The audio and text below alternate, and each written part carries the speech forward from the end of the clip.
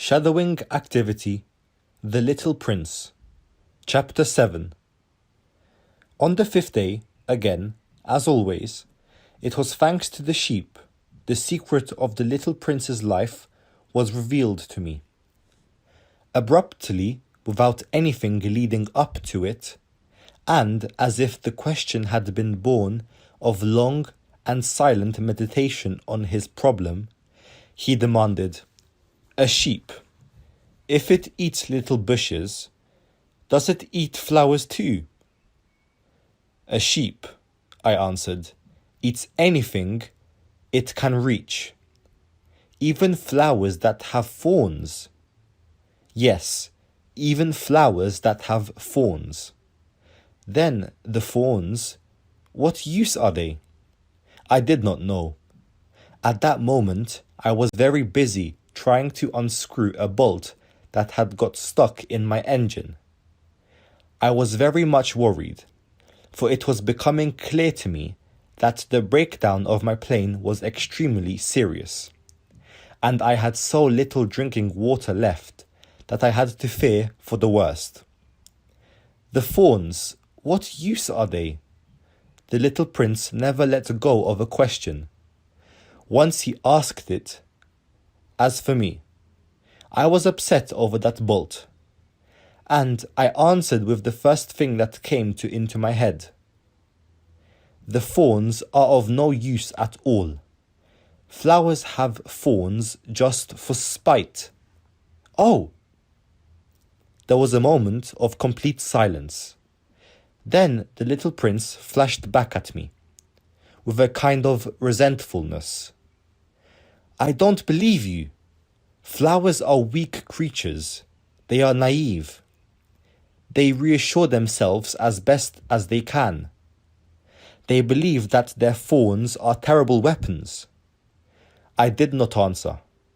At that instant I was saying to myself, if this bolt still won't turn, I am going to knock it out with this hammer. Again the little prince disturbed my thoughts. "And you actually believe that the flowers—" "Oh no," I cried. No, I don't believe anything. I answered you with the first thing that came into my head. Don't you see, I am very busy with matters of consequence." He stared at me, thunderstruck. "Matters of consequence?" He looked at me there, with my hammer in my hand, my fingers black with engine grease, bending down over an object which seemed to him extremely ugly. "You talk just like the grown-ups." That made me a little ashamed. But he went on, relentlessly. "You mix everything up together. You confuse everything." He was very angry. He tossed his golden curls in the breeze. "I know a planet where there is a certain red-faced gentleman. He has never smelt a flower. He has never looked at a star. He has never loved anyone. He has never done anything in his life but add up figures. And all day he says over and over, just like you, 'I am busy with matters of consequence.' And that makes him swell up with pride. But he is not a man. He is a mushroom." "A what?" "A mushroom." The little prince was now white with rage. "The flowers have been growing thorns for millions of years. For millions of years, the sheep have been eating them just the same.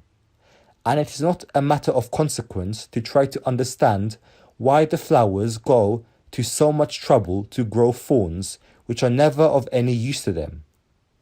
Is the warfare between the sheep and the flowers not important? Is this not of more consequence than a fat red-faced gentleman's sums?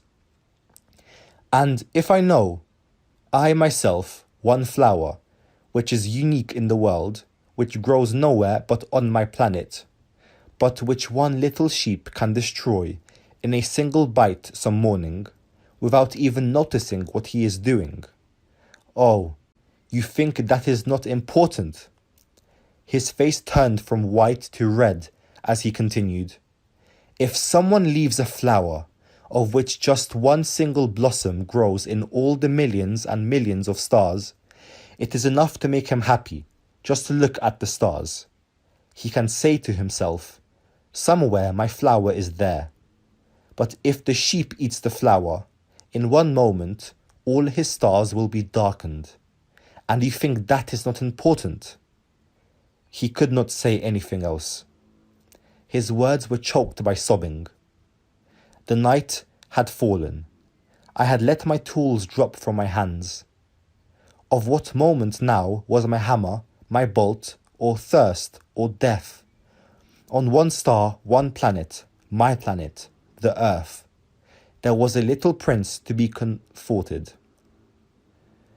I took him in my arms and rocked him. I said to him, the flower that you love is not in danger. I will draw you a muzzle for your sheep.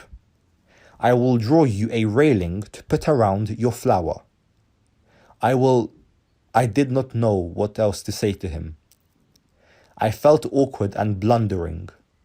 I did not know how I could reach him, where I could overtake him and go on hand in hand with him once more. It is such a secret place, the land of tears.